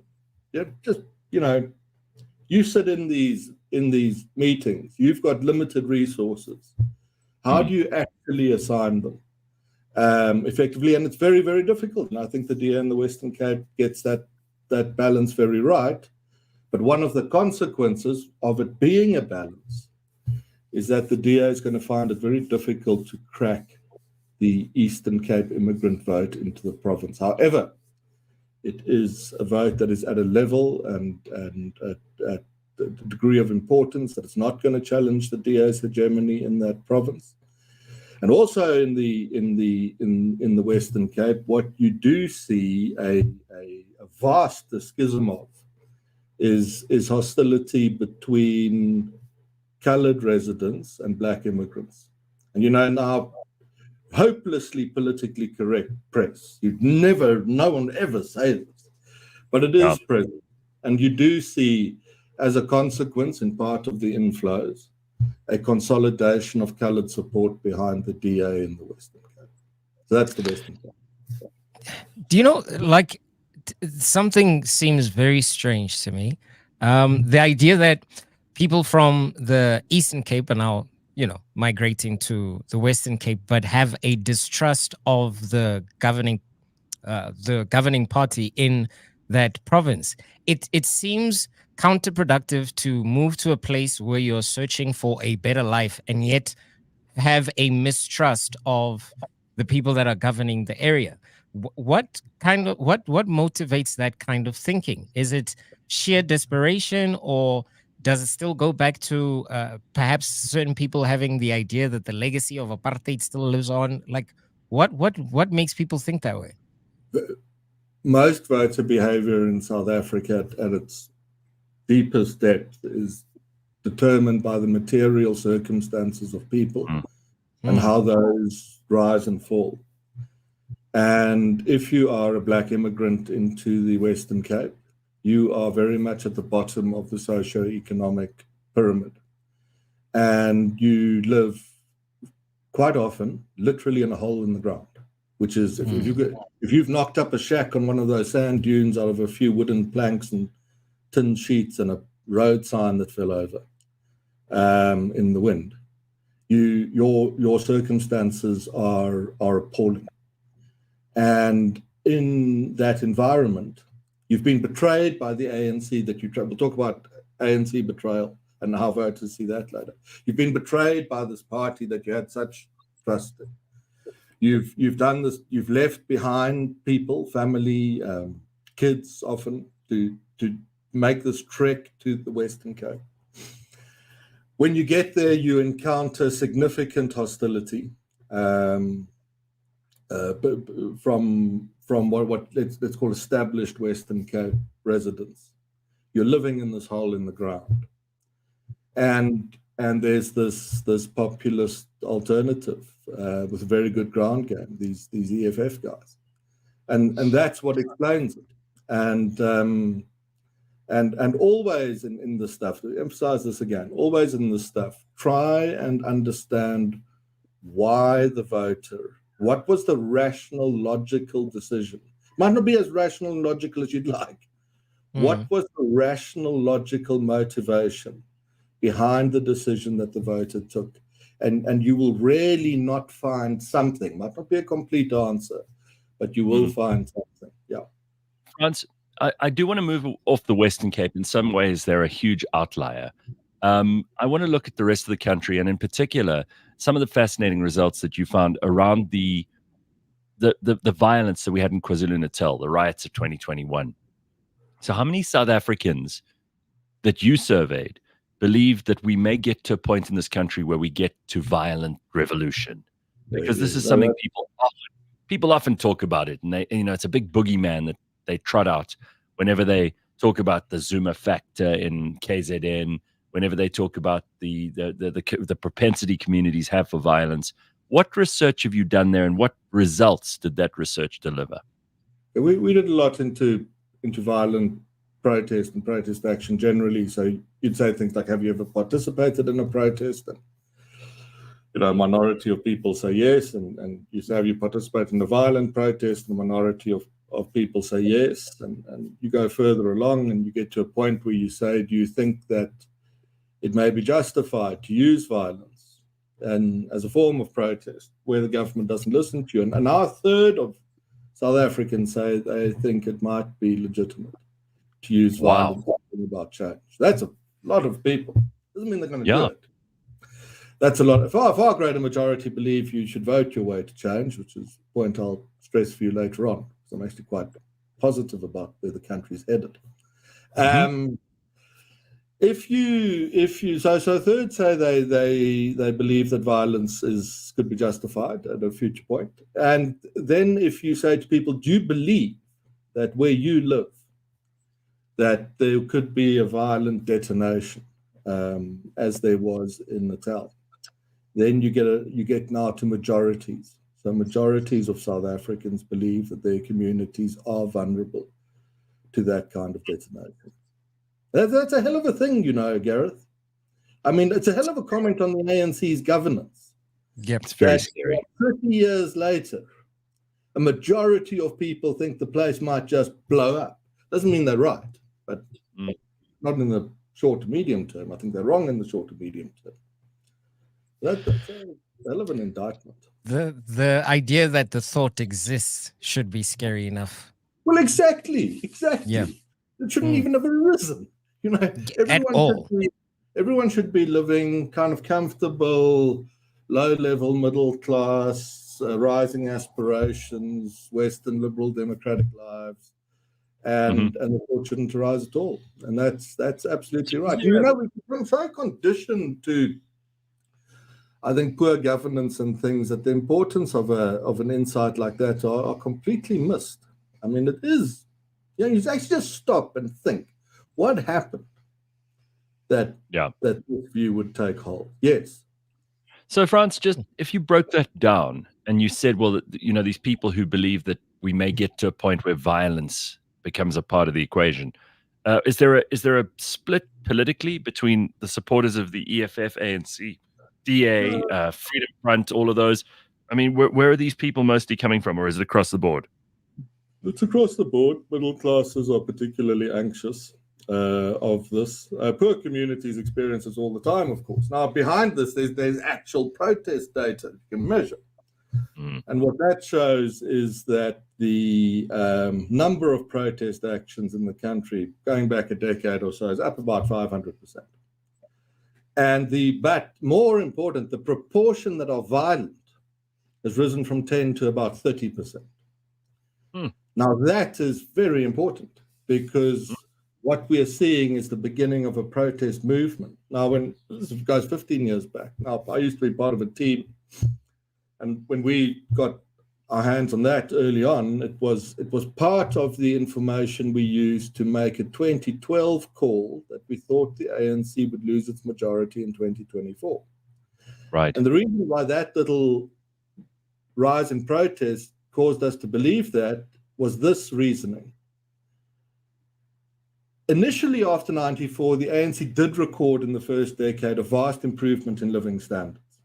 It doubled the number of people with jobs. It built 10 formal houses for every shack. If you've seen me ever on YouTube before, you've heard this. It did really well. From about 2007-8, that stagnates and living standards stagnate, and then they actually begin to decline in many respects. What happened is we saw ANC voters starting to appear on the protest stage. Now, there's a political theater, and it has lots of stages, and one of those is you can vote, and then one of those you can protest. These guys rocked up on the protest stage. And that was the ANC's last chance to save itself a decade ago. Because what those protesters were beginning to say was please listen to us. We're very grateful for the ANC and what it's done, given, you know, the history. But things aren't working out, and we need you to pay attention. And the ANC, of course, did not. It disregarded it. It wrote it off. There were silly statements by sort of senior policemen and politicians. We won't tolerate this kind of anarchy. Famously, the police shot Andries Tatane and Vicksburg in the chest with a shotgun virtually live on the state broadcaster's evening news bulletin. Yeah. And what you could see is, if you saw that kind of thing, good Lord, and you saw the ANC from close up, you realize they didn't give a damn about what was happening.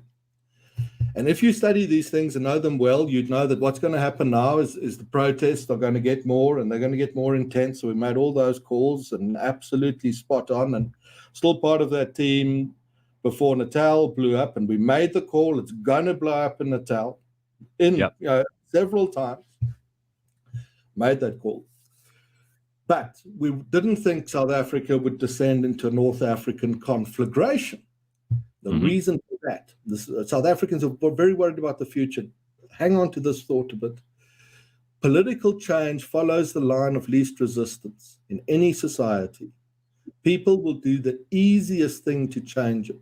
You only pick up a rifle and shoot the dictator in a blow-up when every other option has been exhausted. And ANC supporters were resorting to protest because it was the easiest, simplest, lowest energy, lowest cost option they had. But because the ANC utterly disregarded that, what was going to happen is the protest would reach a peak where the cost of the protest for the protester becomes very high. You know, if you're sort of wealthy and live in a Gulf estate, when the country blows up, you hunker down with cases of Chardonnay and sort of wait. When you're not that, if you live in one of these holes in the ground, which is how you should describe the living standards of a lot of desperately poor people, what happens is your shops are looted in the first evening. You can't get hold of basics. You can't go to work anymore. Your kids are out in the streets where they're going to be shot by a policeman. It's horrific what happens. It's not just, oh, we waited out and, you know, your friend in London says, oh, are you able to make it? But Frans, you said that... what happens then, let me finish. What happens then is the line of least resistance becomes new political options and going back to the ballot box. And we have just, I think, hit the peak of the protest. Well, we're near the peak. We'll still increase, but we're near the peak. And we're starting to see a flood of return to the voting stage. And inside the ANC base, it's polling at 50%. We'll get to that. Inside the ANC base today, we can see 1/3 of its remaining voters. So it's got 50%. So let's say 1/3, 17% or so of them. Mm-hmm. 1/3 are answering every question the same way as a DA supporter does. And they are getting ready, not necessarily to go to the DA, but they are no longer ANC supporters. They're no longer ANC believers. They don't believe in the values. They're now ANC voters only, nothing else. And this protest movement heralded, which has now begun to herald, which it was always due to do, the return to voting. And that you'll see over the next decade, as a consequence of which, by the end of this decade, the ANC could easily find itself in the 30s or even below that. Gareth, sorry, I cut you off there. So, no, I think this is fascinating. You mentioned how we think about the future, and we'll get to that in a second, because that's also very telling about how South Africans feel the country is moving, whether it's in a positive direction or not. But based on what you've just said now, these people who are slowly, they're losing their belief in the ANC, and you said the return to the polls is going to be, this is good news, because for a long time we thought that voters were apathetic, particularly young people. We're worried that they're not going to go and vote. They've been dropping off. Instead of going to vote for the ANC, they've decided just to stay away from the polls. So you're saying that that's all going to change? They're not apathetic. Young people aren't. This is a sort of nonsense that happens when you try and do political analysis without any data. It's like being a fund manager, but you've never seen, you don't know what the currency is trading at, or where the stock market went, or what interest rates are. It's as futile. It can't actually be done, political analysis, without data. Okay. These apathetic voters who don't vote, these youngsters, sure, they don't register, and they don't vote. And so sort of terribly important people say that they're very stupid. You know, if they were only more like us, they'd know that they need to vote. So we tested voter opinion and apathy. And what you find is quite sobering. So you say to these youngsters, I mean, I greatly simplify the process. You know, how do you feel about the country? They say it absolutely sucks. Will your life get better? My life's going to get worse. And you say to them, well, are you planning to vote? They say never. They won't vote. You say, might that change in the future? And they say no. And then you say, well, to think very hard, is there anything that could happen in the country that would make you vote again? And they say, yeah, if I start to see material circumstances improve, I'd reconsider. And then you say to them, but don't you chaps sense some sort of contradiction here? On the one hand, you say you won't vote, you'll only vote if things get better, but voting is the way to make things better, but you're not going to vote. Isn't there a contradiction? That chap says to you, absolutely right, there's a contradiction. And then he says something that you must have great respect for. He says, when you ask me to vote, you're telling me I must actually trust a small part of myself, invest that in a politician, and say, I truly believe that this person that I'm going to send to high office is going to make my life better. And I've been betrayed so often. These people have lied so much. I'm not prepared to do that. Now, go back to my earlier advice to you. If you're living, you're one of these kids, you're in a sand dune shack hole in the ground. Mm-hmm. Put yourself in that position. What would the leader of Party X tell you to make you believe that with confidence that within 5 years of you voting for that person, you will no longer live in that shack? You will have a job, you'll be moving. If you cannot do that, it's very difficult to get that youngster to vote for you again. And I think you've got to respect that view. This guy's not apathetic. It's just a horrific life and massive political betrayal. And so young voters may begin to return if established voters. This is what the hard reality, this is how it will be. Young voters may begin to return at a point where established voters put in place a government that replicates the living standards trends that the ANC secured in its first decade after 1994. Doesn't it seem a little counterproductive, though? Like, you'll correct me if I'm wrong, but to my understanding, the number of young people in this country outnumber everyone else. So we make up the largest portion of the population. Wouldn't we be in the best position to change our circumstances through the vote, given just sheer numbers? In the longer term, and sort of from the comfort of middle classes and so on, yeah, that's right. I agree. I mean, that is true. If we brought into the room here with us a couple of youngsters, they'd never had that rubbish education. They've never had the experience of working. They don't have any asset. They have no one esteems them. They're not regarded as anything. They live in a horrible shack in the Eastern Cape. Which politician are you going to tell them now will definitely get you out of that shack if you vote for them later in the year? Can't think of one. Oh, it's hard. And it's also hard, I mean, there are other issues at stake. Until you have a comfortable national majority that's not the ANC, you don't have control of the national policy to fix that. But you're right. I know you are right. Of course you're right. But these kids are also right in what they say. And that is why they will not participate at this stage in the formal process of voting. But to think that they're politically disengaged or don't care or don't understand is wrong. They're not that. They're actually pretty good political analysts, probably better than many of the professional analysts, because they've reached this conclusion. Yeah. So Frans, let's talk about what people think of the future of this country. Are people optimistic generally? Are they pessimistic? Are they somewhere in between? We often have these discussions ourselves trying to figure out what's realistic rather than what's pessimistic and optimistic. What do South Africans feel? And how do you gauge this? What kind of questions do you ask them to ascertain that? You ask a question such as, do you think your life will be better in 5 or 10 years' time? Do you believe the country is moving in the right direction? These are great questions. It doesn't matter who you are. And the answers are devastating. No. Very small minorities of people believe that their lives will be significantly better. Even people who still vote for the ANC believe that their lives will get better.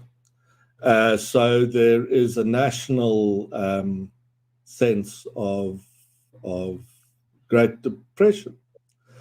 I think the way to think about it is to split that into categories. If you're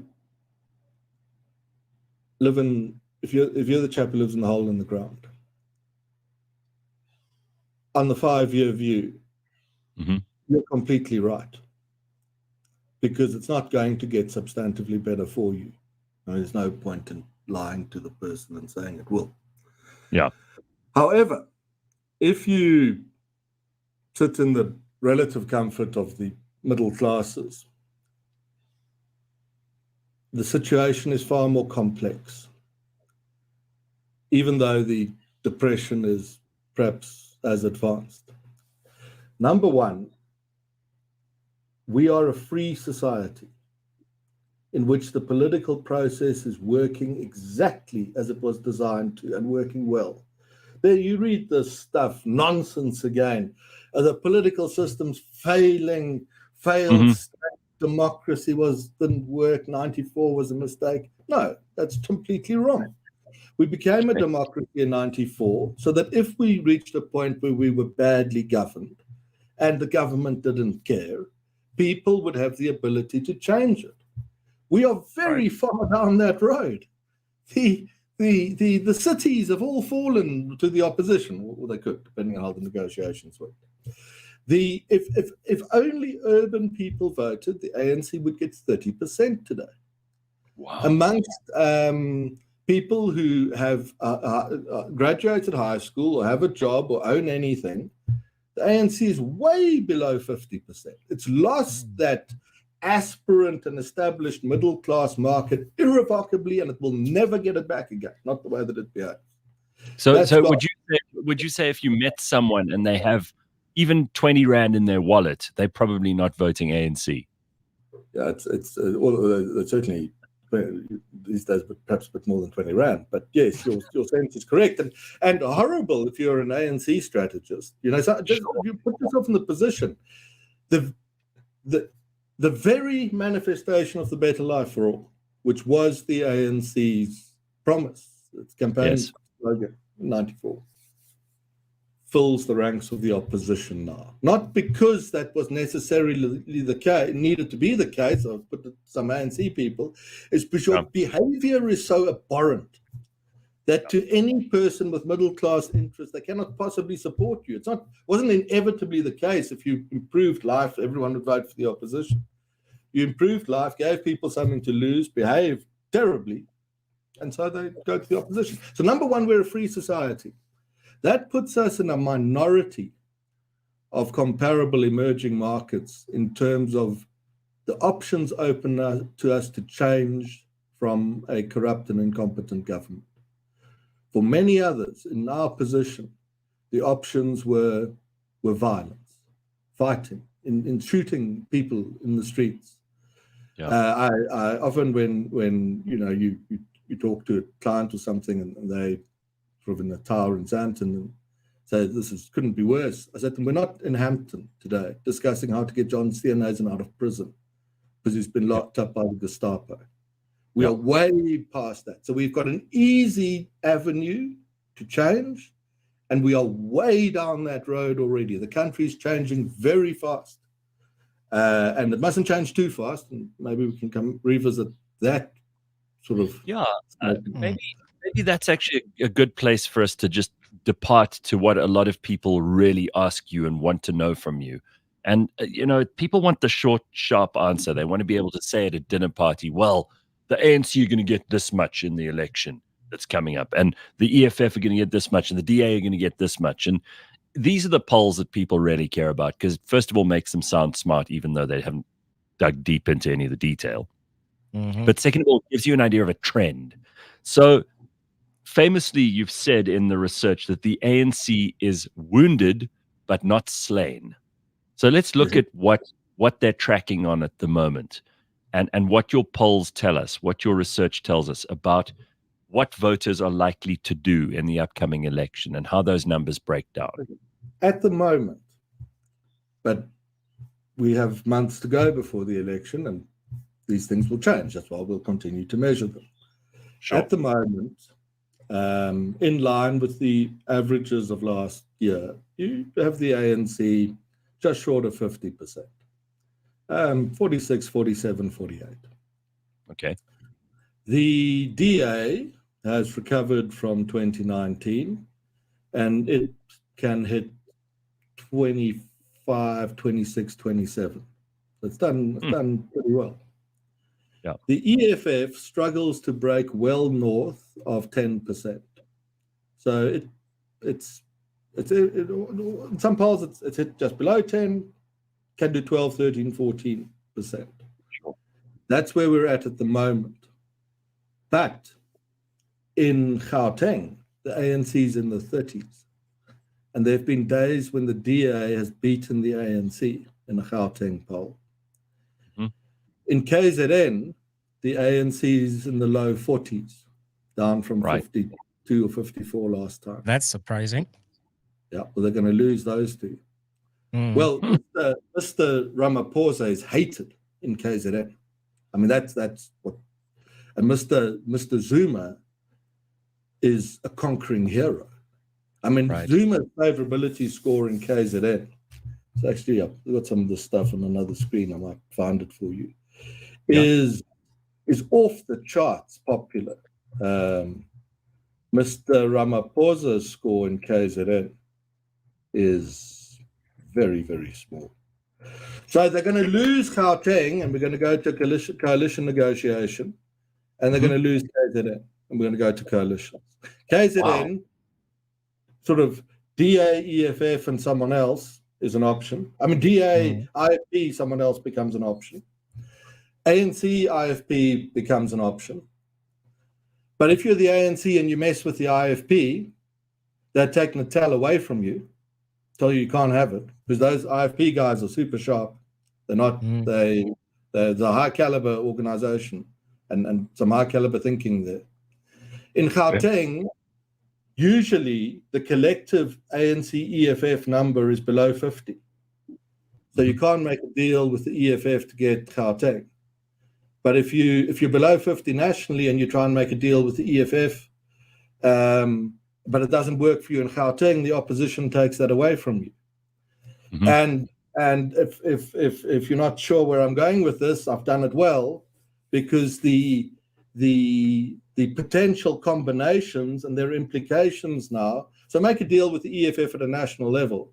IFP might tell you to bugger off. We're not into that. So we're not giving you Natal. So you can try and govern without Natal. The complexities and the leverage afforded is quite staggering.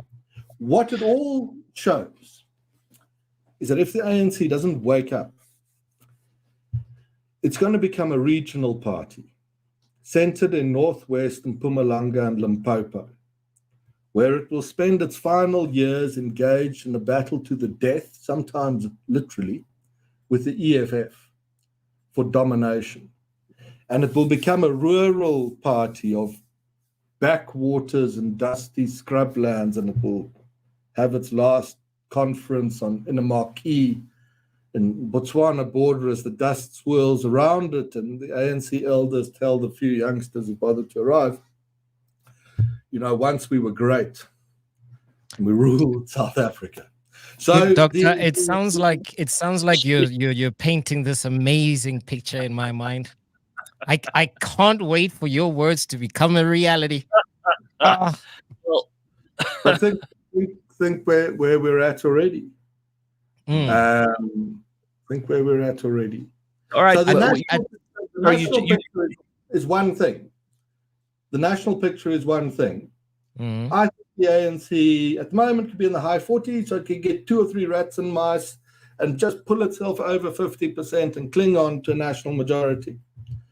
But that's the equation without understanding the complexity of taking Gauteng and KZN away from it.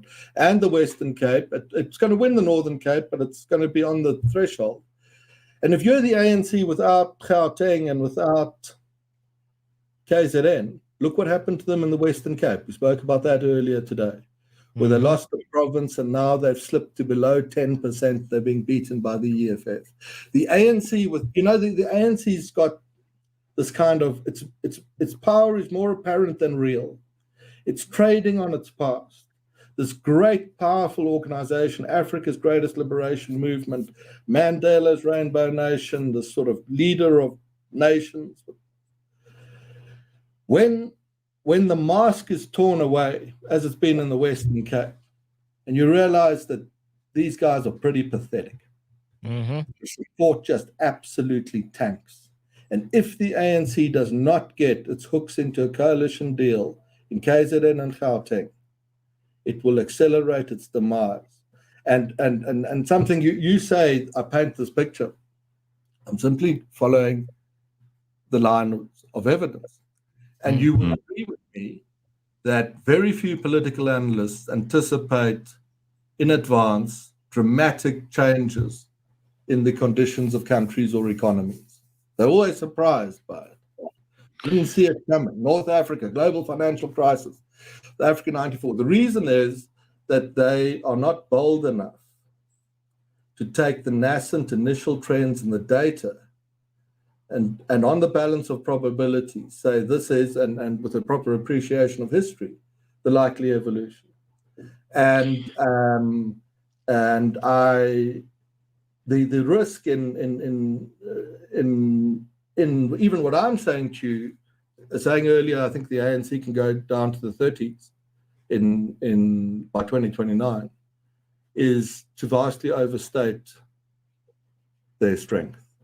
And once, just imagine that the ANC, when the mask is withdrawn and people realize it's not powerful at all, and it's actually pretty pathetic, how quickly the evacuation of support out of that party could accelerate. Yeah, sorry. So where's the support going to go? Because I think there are a lot of, you call them rats and mice parties, and there really are extra, parties that have come onto the ballot, and who knows how long this ballot paper is going to be at this point. People are asking in the comments about Rise Mzansi. People are asking about Gayton McKenzie. People are asking about what is it? Bosa with Musi Maimane. Who should we be looking at? Very easy. The answer lies in front of you. We're a free society. If we remain that, and I think we probably will, although it's not assured, the politics will reflect the structure of the society and its cultures, not narrowly ethnically defined, but its political cultures. The reason why we used to think in terms of a big majority party that could tell us all what to do is because for 400 years, people were not free to choose their leaders. Right. The ANC's dominance after 94 was a continuation, just the momentum that was always due to break up this moment when lived experience of apartheid was overwhelmed by concern at current material circumstances. We're now at that point. So the politics will evolve to reflect the society, and it will therefore look like this. We will have a party, probably it might be the biggest or will rival for the biggest, got about 30% of the vote that represents the cosmopolitan, urban, aspirant, emerging and established middle classes. They live in cities, they have jobs, they're quite well educated. The DA is cornering that market. Our second party, it might be a bit smaller than that one, it might be a bit bigger, it's going to have 25 to 30%, will represent the people that sit on the fringes of that world. It will be a poorer voter, it will be a more Africanist, slightly nationalist party, and you will track its existence to, either it will be the ANC or it will be what happened in the aftermath of the collapse of the ANC. The third biggest party will be about a 10 to 15% radical left party of sort of students, youngsters. Students can get very carried away sometimes at universities. In the 1960s, the students burnt down Paris. These radical kind of idealistic Marxist activists, they go through that phase until they get a job at Goldman Sachs. And then they suddenly decide, well, they pretend, they become these champagne sort of revolutionaries. That's going to have about 15%. And I've given you 30 in this cosmopolitan group, a 30 in the Africanist group, that's 60, 15 in the leftist, that's 75. 25 is going to be a wide array of special interest parties. So there might be some ethno-nationalist ones, language-based, that sort of thing, what Mr. Zuma is trying to create in Natal. Be a couple of those. There'll be some religious right parties and some Islamist parties, and the anti-vaxxer and reptiles live on the moon party. And these parties will have 1 to 2 to 3 to 4% each, and they're going to make up the balance of the 25. And out of that, we will craft a government, which means, you say this to a bank here, Paul, so you can't get a dictator, someone who the CEO can talk to and decide how to govern the country. But that's because they live in this past South Africa, which is coming to an end. And there's this new fragmented politics, because that's what the country looks like. And it's normal, because most of the world is governed like this. In the Bundestag, the biggest party has 20 or 30%. In the Knesset in Israel, it's the same, and lots of tiny little ones. And you make these deals and negotiations, and it's a bit messy, and it can be shambolic. And South Africans, the middle-class South Africans, who say the world has ended, we've fallen off the precipice, the end is upon us, as they gaze out onto the golf course. Yeah. The answer to them is that, yes, it is shambolic, like we saw in Johannesburg. Yeah. But be grateful that we're not shooting at each other in the streets, because that is how other emerging markets that got into serious trouble had to bring about the political change. And so I was telling you why I'm optimistic. One, the political system actually works because it saves us from that. We must be grateful. Second reason I'm optimistic is public opinion, contrary to what you read in the mainstream media, is centrist and pragmatic. 8 out of 10 South Africans agree on the core of values and ideas that are needed for the country to be a success. And we are very lucky that's the case. It could have been different. They agree.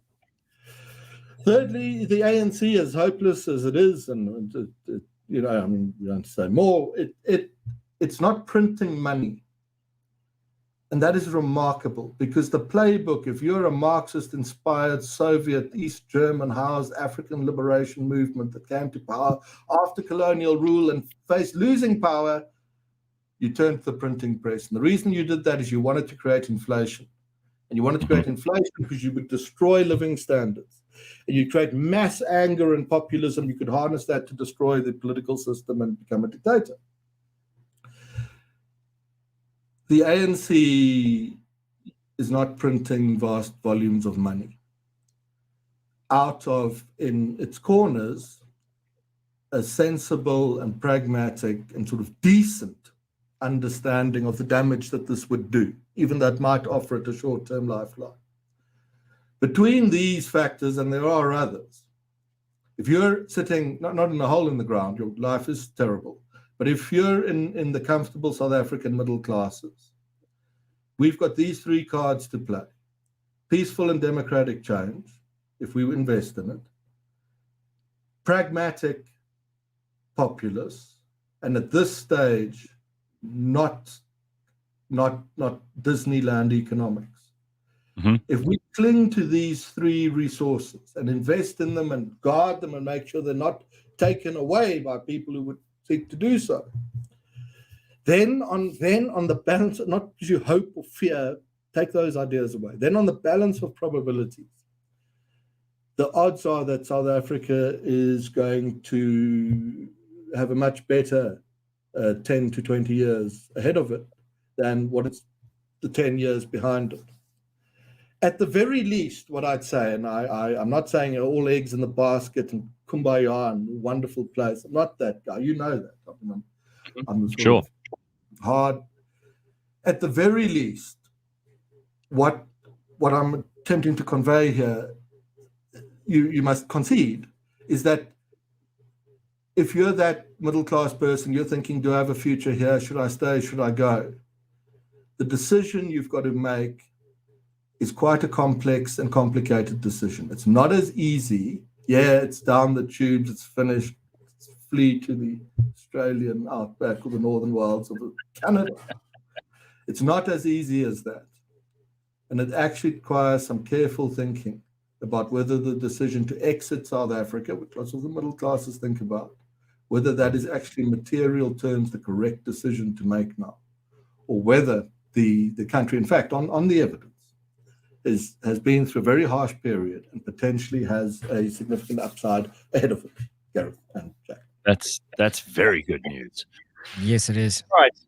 So I mean, a lot of this, obviously, you've got to interpret through the lens of where we're at. And you said quite rightly, this is going to change over the next few weeks and months up to the elections. You're going to be paying attention to those changes, and you're going to be giving us some updates in the reports from the Social Research Foundation. Are there any big warning signs or any gaps in your research so far that you're going to fill in those next couple of weeks? I mean, we've seen the emergence of Jacob Zuma's party, the Umkhonto we Sizwe party, which he's supporting. Do you feel that they're going to play a major role, and what will they do to the ANC? Look, we sent a team into the field yesterday to go and answer that question. Okay. My thoughts ahead of that, because we've got a lot of data on Zuma and so on, is Sure. that popularity, favorability in politics is one thing. It doesn't translate into votes. In the absence of, in the middle between favorability and an election, you need a very good marketing department and ground game. So if Zuma develops that, given what he could potentially do in Natal, he maxes out nationally at about 4 or 5%. Now that's enormous. That means he's pushing the ANC close to 40. And we accelerate all these very complex equations, negotiations that I spoke to you about. We think without that, he can max out at about 1%. But over the weekend, we were quite confident in this. And over the weekend, we thought to ourselves, let's just go and see. So we put a thorough sample into Natal that started now to go and test exactly this question. What will happen with him? I don't think, though, I'm fairly confident, though, Gareth, that I don't think there are massive blind spots that we have missed, that the political trends that we are seeing are so powerful and informed by such powerful socioeconomic trends that if we remain a free society, the trajectory I've set out for you today will likely continue. The only, and be realized to some extent, if someone later says I'm wrong, then the following will have happened. Either money was printed in a desperate attempt to hold back the inevitable defeat of the ANC. And as a consequence of the printing of the money, the ANC and the EFF in coalition together were able to completely destroy the democratic infrastructure, constitutional order, and the rule of law. And we never got to another free election. And it's because we couldn't have that election, properly free one, that the picture I've sketched for you today didn't realize itself. And there's a risk there, of course, that might happen. I'm not naive on it. I think you should be well hedged on South Africa because of the seriousness of that risk. But I think that if the ANC and EFF get into coalition later in this year and try to do that, it will be more difficult for them to succeed in pulling it off because they need to get to the end goal, not another free election. It will be more difficult for them to pull that off than it will be for South Africa's battle-hardened and very well-resourced and a future, even better resourced civil society movement to stop them from getting to that ultimate point. We're also fortunate in the ANC in this regard that it doesn't preside over a competent civil service. To become a fascist dictatorship, which some of its leaders would consider to head off defeat in a free election, you need a very efficient civil service and security infrastructure to create the reign of terror to secure that. Now, the EFF chaps have the drive and commitment to do so. I don't think it's to the same extent in the ANC. They don't have the civil service to pull it off, and they're up against this battle-hardened civil society.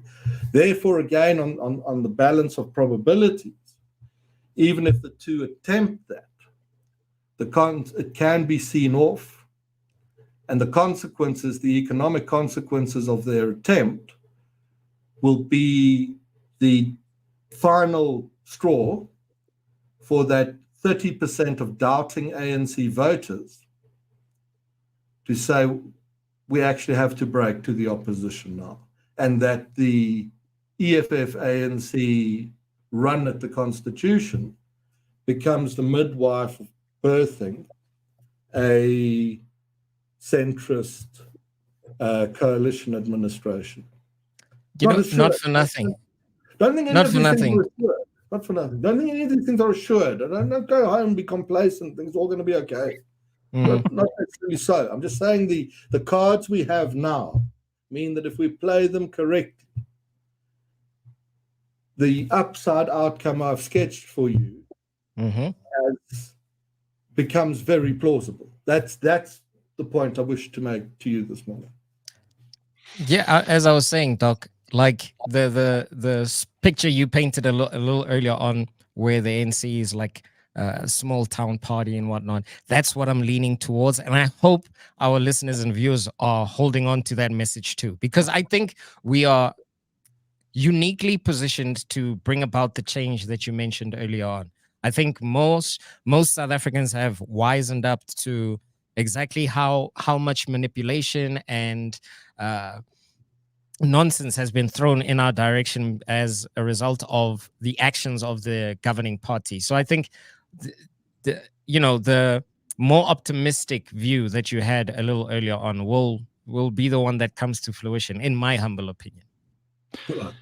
Yes, I hope you're right. We all do. Well, I would very much encourage every other political analyst, including you and I, Jack, to pay more attention to the statistical data, the actual empirical evidence that Frans has proffered for us this morning. And I'm excited to see some of these scenarios play out over the next couple of weeks, Frans. Also, it has to be said, you did mention that you guys were on the money when it came to the riots in KZN. You've been on the money with so many of your other polls. You're very seldom incorrect. So this is useful info. You've got a track record of being right, and I think that people need to take this stuff and input it to whatever their personal model is. Like, this is how I see myself going forward in South Africa. Also, what their political ambitions might be for people who are supporting a party, for people who are thinking about what kinds of principles they want a government of the future to have. Because all of this is now in the balance. It's very exciting. Thank you, Frans. Gentlemen, thank you. A pleasure. I really enjoyed it. Thank you so much. Yeah, this is really insightful. Very, very good. Thank you, Frans Cronje, and the amazing research that they've been doing. Just in case you want to know, it's called the Social Research Foundation, and they are a South African think tank established back in 2021 to promote democracy and sound public policy. I see a couple of people asking here in the comments about the IRR. That was the Institute for Race Relations. Frans was there before, some time ago now. It's been quite a while. So this is new. And they do this research, as he said, by phone. And they're doing, thousands of people. They're asking them their opinions and all kinds of things, and then giving us the results, which is fascinating. Very good. Yeah. Thanks, everybody. We will see you on Democracy 101 in a week from now, but we'll see you on the show again with our interview tomorrow to Miss Graham Codrington. Cheers. Be good.